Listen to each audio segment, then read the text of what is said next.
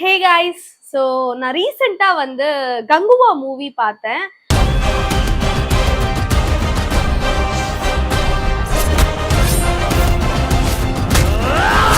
Wait நான் வந்து கங்குவா பத்தி மூவி ரிவ்யூ கொடுக்க போறேன், இனிமே நிறைய மூவிஸ்க்கு ரிவ்யூ கொடுக்க போறேன் அப்படிலாம் நினைக்காதீங்க.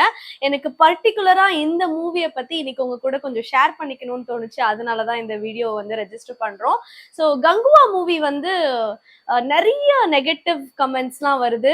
நிறைய பேர் வந்து ரொம்ப நெகட்டிவா வந்து போட்டுட்டு இருக்காங்க. அந்த அளவுக்கு வந்து அதுல எந்த ஒரு ஃப்ளாவுமே இல்லைங்க. ஸோ மூவிஸ்னா சின்ன சின்ன ஃப்ளாஸ் இருக்கும், நிறைய நல்ல விஷயங்கள் இருக்கும். ஏன் அந்த நல்ல விஷயங்கள் வந்து தெரிய மாட்டேங்குதுன்னு தெரியல. அதோட பிளஸ்ன்னு பாத்தீங்கன்னா சினிமாட்டோகிராஃபி பத்தி நான் சொல்லியே ஆகணும். அந்த 3D எஃபெக்ட்ஸ், விஷுவலைசேஷன் எல்லாமே வந்து மெஸ்மரைசிங்கா இருந்தது அப்படின்னு தான் சொல்லலாம். நானும் சின்ன வயசுல இருந்து நிறைய 3D மூவிஸ் எல்லாம் பார்த்திருக்கேன். இப்ப ரீசெண்டா வரைக்கும் நிறைய 3D மூவிஸ் நம்ம தியேட்டர்ல போய் பாக்குறோம். பட் இது வந்து ஒரு பக்கா 3D மூவியா இருந்தது. எனக்கு தியேட்டர்ல உட்காந்து பார்க்கும்போது அவ்வளோ நானே மூவிக்குள்ள போய் அந்த 3Dயை வந்து ஃபீல் பண்ணி பாக்குற மாதிரி இருந்துச்சு. ஃபார் எக்ஸாம்பிள் சொல்லணும்னா, சூர்யா வந்து இந்த முதலை கூட சண்டை போடுவாங்க. ஸோ அந்த வாட்டர்லாம் நம்ம மேல அப்படியே லைவா வந்து ஸ்பிளாஷ் ஆகுற மாதிரி இருந்துச்சு. தண்ணிக்குள்ள போகும்போது நம்மளும் தண்ணிக்குள்ள போய் அந்த விஷுவலை பாக்குற மாதிரி இருந்தது. அண்ட் நிறைய இடத்துல ஸ்டார்டிங் சீன்ல வந்து ஜெம்ஸ் எல்லாம் த்ரோ பண்ணுவாங்க, அது அப்படியே நம்ம மேல விழுகிற மாதிரியே இருக்கும். லீவ்ஸ் ஆர் ஃப்ளவர்ஸ் விழுகும் போது நேச்சுரலா நம்ம முன்னாடி விழுகிற மாதிரியே இருந்தது. ஸோ 3D வந்து ஒரு சூப்பர் எஃபர்ட் போட்டு சூப்பரா நம்மளுக்கு காமிச்சிருந்தாங்க. ஸோ அது ரொம்ப அழகா இருந்தது. குழந்தைங்களாம் எஸ்பெஷலி ரொம்ப என்ஜாய் பண்றாங்க இந்த மூவியை. அண்ட் இன்னொரு விஷயம் என்ன அப்படின்னு சொல்லணும்னு பாத்தீங்கன்னா, ஃப்ளாஸ் இருக்க தான் செய்யும் மூவிஸ்ல பாத்தீங்கன்னா. ஸோ ஸ்டார்டிங்ல வந்து கொஞ்சம் ஒரு half an hour to 1 hour வந்து கொஞ்சம் போரிங், அதாவது கொஞ்சம் ஸ்லோவா லாகிங்கா இருந்ததுங்க. பட் அது நம்ம எதுவும் பண்ண முடியாது. அண்ட் இதுல இன்னொரு விஷயம் என்ன அப்படின்னு பாத்தீங்கன்னா, கண்டிப்பா இது ஒரு பாகுபலி மாதிரி பார்ட் 2க்கு வந்து ஒரு கண்டினியூஷன் வச்சிருந்தாங்க. ஸோ கண்டிப்பா நம்மளுக்கு பார்ட் 2 பார்த்தாதான் இதோட ஃபுல் ஸ்டோரியுமே நம்மளுக்கும் புரியும். நிறைய பேர் வந்து எனக்கு புரியல, ரொம்ப வேகா இருந்தது அப்படிலாம் சொல்றீங்க. But not at all. இந்த மூவியை ஒன் டைம் பார்க்கும் போதே வந்து கிளியரா இருந்தது பிக்சர்ஸ்லாம். ஸோ ஒரு பெரிய மிஸ்டேக் என்ன அப்படின்னு பாத்தீங்கன்னா, சவுண்ட் வந்து நிறைய பேர் வந்து ரொம்ப ஜாரிங்கா இருக்கு, அதோட சவுண்ட்ஸ் வந்து ஹெட்ஏக்ஸ் வருது அப்படின்னு சொன்னாங்க. ஸோ அந்த ஒரு விஷயம் மட்டும் மூவி டீம் வந்து கரெக்ட் பண்ணிருக்கலாம். மித்தபடி எனக்கு ஒரு இது வந்து பாக்குறதுக்கு நம்ம இந்தியன் சினிமால இந்த மாதிரி மூவிஸ்லாம் வர்றது ரொம்ப ரேர். அண்ட் இப்ப ரீசெண்டா வந்து பாகுபலி இந்த மாதிரி மூவிஸ்லாம் வர ஆரம்பிச்சிருக்கு. ஹிஸ்டாரிக்கல் மூவி எடுக்கிறதுலாம் வந்து அவ்வளோ ஈஸியான விஷயம் கிடையாது. நிறைய உழைப்பு, நிறைய எஃபர்ட்ஸ் போட்டிருக்காங்க. அண்ட் இதோட மேக்கப், காஸ்டியூம்லாம் பத்தி சொல்லி ஆகணும், அவ்வளோ எஃபர்ட் இருக்குங்க இதுல. அண்ட் ஒவ்வொருத்தருமே வந்து ஆக்டிங்லாம் பிச்சு எடுத்துட்டாங்க. சூர்யா சார் பத்தி சொல்லணும். அண்ட் ஆக்டிங் ஒருத்தவங்களோட ஃபேஸ் பார்க்கும்போது வந்து அவ்வளோ நேச்சுரலா ரியலிஸ்டிக்கா இருந்தது. அண்ட் இதுல ஒரு சூப்பரான விஷயம் என்ன அப்படின்னு பாத்தீங்கன்னா, சூர்யா சாரை விட கார்த்தி சார் நடிச்சது வந்து செம்ம.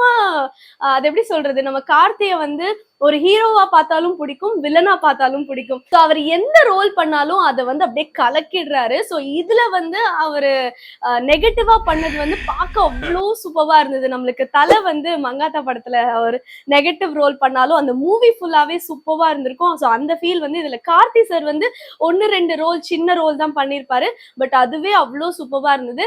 இந்த கார்த்தி சாருக்காகவே பார்ட் 2 கண்டிப்பா எல்லாருமே போய் பார்க்கணும் அப்படின்னு கேட்டுக்கிறேன். ஸோ பார்ட் 1 பார்த்தாதான் உங்களுக்கு பார்ட் 2 கதை புரியும். ஸோ மூவி டிரெக்டர் பத்தி சொல்லி ஆகணும். சிவா சார் வந்து எல்லார்கிட்டயும் இல்லாத ஒரு சூப்பரான விஷயம் இவர்கிட்ட என்ன அப்படின்னு பாத்தீங்கன்னா, எப்பயுமே வந்து க்ரூ, அதாவது இவர் மூவியில வந்து ஸ்டார்டிங்ல வந்து டிரெக்டர், அதாவது directed by or written by அப்படின்னு சொல்லி போடுவாங்க. ஸோ அதுல வந்து எல்லாருமே வந்து டிரெக்டரோட நேம் தான் போடுவாங்க. பட் இவர் எப்பயுமே வந்து சிவா அண்ட் டீம் அப்படின்னு டீமையுமே எப்பயுமே மென்ஷன் பண்ணுவாங்க. ஸோ அந்த விஷயம்லாம் ரொம்ப பிடிக்கும் சிவா சார்ட்ட. அண்ட் இவரோட மூவிஸ் வந்து நிறைய நல்ல மூவிஸும் கொடுத்திருக்காங்க. ஸோ அதுல இது வந்து ஒரு பெரிய ஹிட் லிஸ்ட் அப்படின்னு தான் சொல்லணும். ஸோ நிறைய நெகட்டிவ் ரிவ்யூஸை பார்த்துட்டு எனக்கே நிறைய என் ஃப்ரெண்ட்ஸ் எல்லாம் சொல்றாங்க, அது ரொம்ப நெகட்டிவா இருக்கு, நம்ம அந்த படத்துக்கு போவேணாம் அப்படிலாம் சொல்றாங்க. ஸோ கண்டிப்பா அந்த மாதிரி ரிவ்யூஸை வச்சு நீங்க டிசைட் பண்ணிடாதீங்க. இப்ப நான் சொல்றேன் அப்படின்றதுக்காகவும் டிசைட் பண்ணாதீங்க. நீங்க ஒரு மூவி அடிக்டா இருக்கீங்க, தியேட்டர்ல ஒரு மூவியை பாக்குறதுக்கு உங்களுக்கு எக்ஸைட்டடா இருக்கு, அந்த மாதிரி ஒரு பர்சனா இருக்கீங்க அப்படின்னா கண்டிப்பா தியேட்டர்ல போய் இந்த மூவியை பாருங்க, கண்டிப்பா என்ஜாய் பண்ணுவீங்க. அண்ட் ஃபேமிலியோட பார்க்கலாங்க. ஸோ எந்த ஒரு நெகட்டிவ் ஐ மீன் ஒரு நெகட்டிவ் சீனோ இல்ல ஒரு செக்ஷுவாலிட்டி அந்த மாதிரி எந்த சீனுமே கிடையாது. கண்டிப்பா ஃபேமிலியோட விசிட் பண்ணி பாக்குற ஒரு மூவியா தான் இருக்கு. என்டர்டெய்னிங்கா இருக்கு. ஒரு ஹாலிவுட் மூவி அளவுக்கு நம்ம இப்ப அவதார் மூவி எல்லாம் பார்த்திருப்போம். சோ அந்த அளவுக்கு தான் எனக்கு ஒரு ஃபீல் இருந்தது. பிகாஸ் நான் ஒரு தியேட்டர் அடிக்ட். எந்த ஒரு மூவியா இருந்தாலும் தியேட்டர்ல போய் பார்க்கணும். அந்த விஷுவலைசேஷன், அந்த எஃபெக்ட்ஸ், அந்த 3D வந்து பார்க்கறதெல்லாம் அவ்வளோ அழகா இருந்துச்சு. ஸோ எனக்கு அந்த மாதிரி பர்டிகுலரா மூவிஸ்லாம் போய் பார்க்கறது ரொம்ப பிடிக்கும். ஸோ எனக்குமே இந்த மூவி பார்க்கறதுக்கு ரொம்ப பிடிச்சிருந்தது. ஸோ நீங்களுமே இந்த மாதிரி ஒரு மூவிஸ்லாம் பார்க்கணும், எக்ஸ்ப்ளோர் பண்ணணும். ஸோ கண்டிப்பா இந்த மூவி வந்து ஒரு ஹாலிவுட் ரேஞ்சுக்கு தான் நான் ஃபீல் பண்ணேன். பிகாஸ் அவ்வளோ டெக்னீஷியன் சூப்பரா ஒர்க் பண்ணியிருக்காங்க. எனக்கு ரொம்ப டெக்னிக்கலா டீப்பா சொல்ல தெரியல. பட் பார்க்கும்போது அவ்வளோ எஃபர்ட் இருந்ததுங்க. ஸோ இதுல ரொம்ப கஷ்டமான விஷயம் என்ன அப்படின்னு பாத்தீங்கன்னா, சூர்யா சாரோட ஆக்டிங் அவ்வளோ சூப்பரா இருந்தது. அண்ட் ஜோ மேமும் வந்து அதுக்கு ஒரு ஸ்வீட்டான ஒரு மெசேஜுமே போட்டிருந்தாங்க. பட் அதுக்குமே நிறைய கமெண்ட்ஸ், ரிவ்யூஸ்லாம் வந்துட்டு இருந்தது. ஸோ இதுல ஒருத்தரை திட்டுறதுல வந்து என்ன ஒரு யூஸுமே இல்லைங்க. எல்லாருமே ஒரு எஃபர்ட் போட்டு இந்த மூவியை பார்க்கும்போது அத்தனை பேரோட எஃபர்ட் அண்ட் உழைப்பு தெரியுது. ஸோ கண்டிப்பா அதை டவுன் பண்ணிடாதீங்க.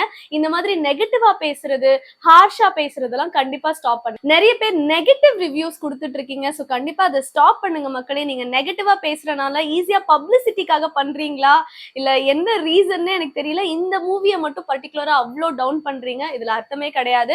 ஸோ இதுல நிறைய பேர் உழைச்சிருக்காங்க. அந்த உழைப்புக்கு வந்து ஒரு ரெகக்னிஷன் கிடைக்கணும். ஸோ எல்லாருமே வந்து இந்த ரிவ்யூஸை நம்பி படத்துக்கு போகாம இருக்காதீங்க. கண்டிப்பா மூவியை விசிட் பண்ணுங்க. உங்க ஃபேமிலியோட 3D மூவியை என்ஜாய் பண்ணுங்க.